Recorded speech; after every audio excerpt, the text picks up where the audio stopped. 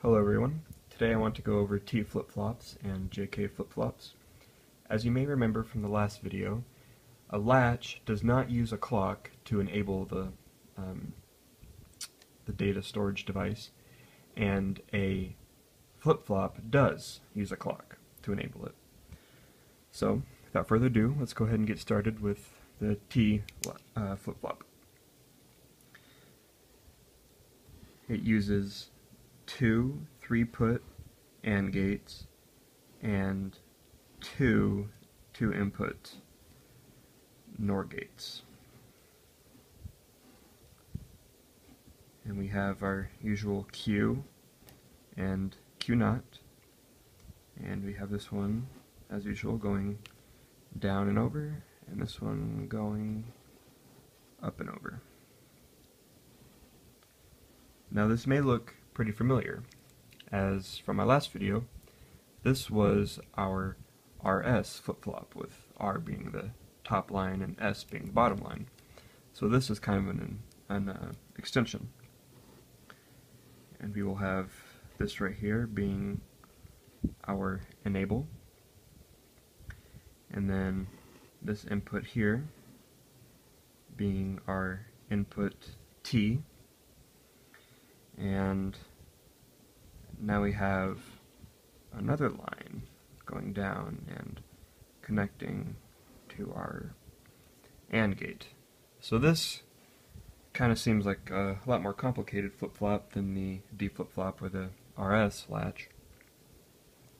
So let's make a truth table for this.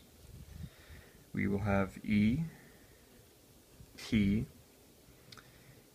Q plus, and Q plus not. So we can go ahead and write down all of our possible input combinations. Well, if E is 0, then these two AND gates are not able to activate, so they will always produce a 0.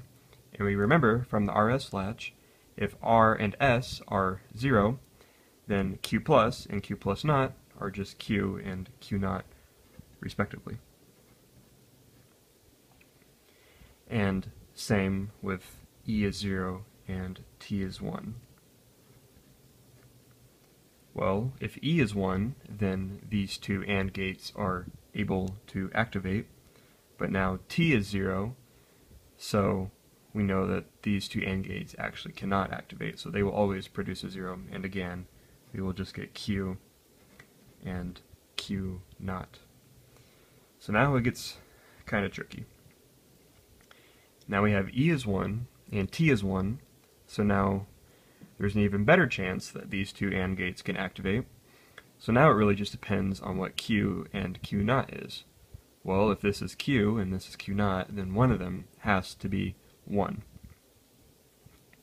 Well, let's say, for starters, that Q is 0 and this is 1, then we will have 0 go down this way, and this AND gate will not be able to activate, and then it depends on what our input is for our NOR gate, which is 1, so then we will get a 0 here, so that checks out.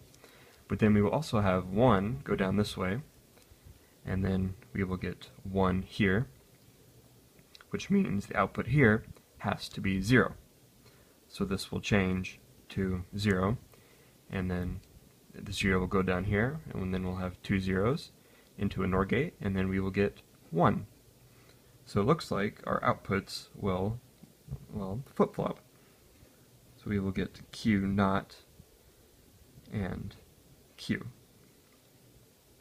But one thing I did not do is I did not change our outputs for Q is 1 and Q naught is 0.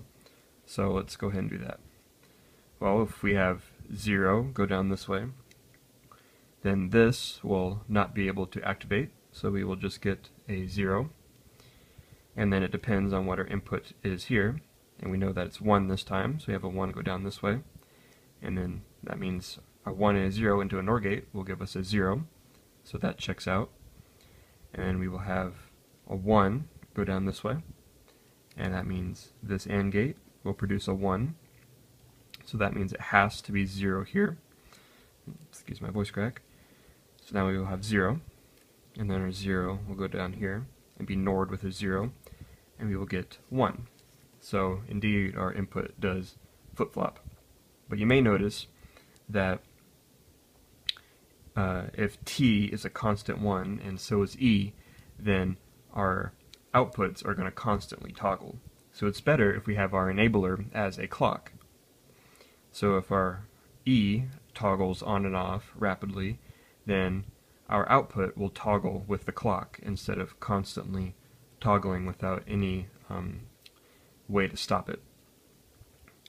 Okay, so with that done, let's look at a JK flip-flop.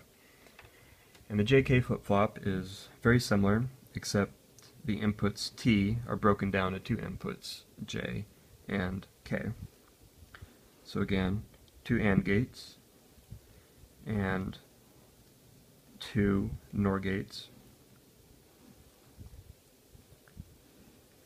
like so, and then again Q and Q naught,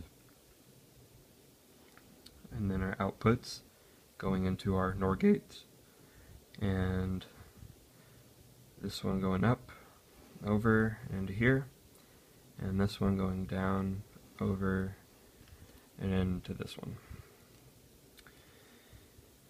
And again, we have our enable, and we will have our K, and then our J, and then we'll have our output from Q going up and over to K, and our output Q naught going down and over to J. Now let's make our truth table, and we're just going to set E as a constant 1 because we know what that does now. So now we will just have J, K, Q plus, and then Q plus naught. And let's put down all of our possible combinations. Well, if J and K are both 0, then our outputs from the AND gate have to be 0, so we will just end up with our RS latch. So we will just get Q and Q naught.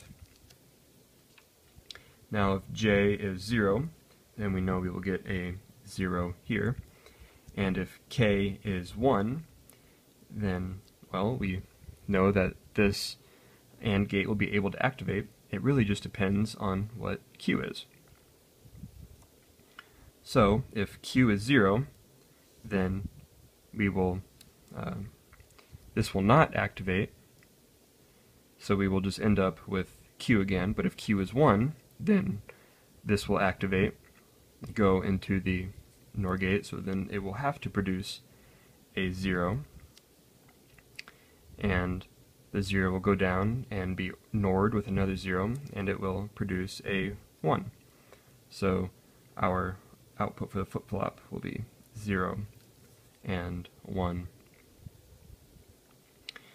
And if J is 1 and K is 0, then we will end up with a 0 here, and it just depends on what Q naught is. Well, if Q naught is 0, then we will have 0 NORed with a 0, so our output Q will just be 1. And if Q is 1, or sorry, if Q naught is 1, then this will be NORed with 0, and our output Q will be 0. But 1 will go over here, and we will get a 1, and then our output Q naught will be 0. So regardless, Q naught will be 0, even if its initial Q naught plus will be 0, even if its initial value Q naught is a 1. So we'll have 1, 0. Now if J and K are both 1, then we will have, from our T flip-flop, if T is 1 and E is 1, then our outputs Q plus and Q plus naught will just toggle. So here we will have Q naught and Q. I hope this makes sense. I realize flip-flops can be kind of confusing. They're pretty confusing for me too, and even more difficult to explain. If you have any questions, please leave a comment, and thank you for watching. Goodbye.